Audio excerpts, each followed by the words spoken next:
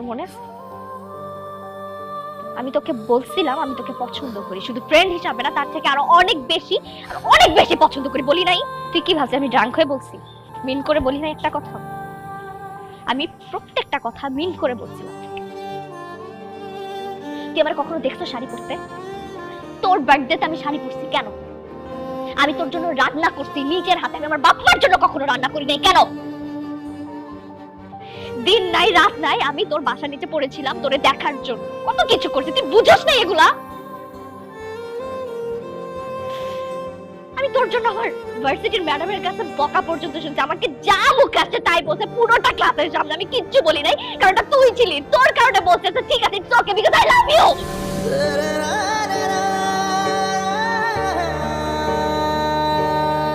আর তুই প্রেম করতেছিস সেটা আমার অন্য আরেকজনের কাছ থেকে শুদ্ধ হইতো, নিজেও বলস তাই না?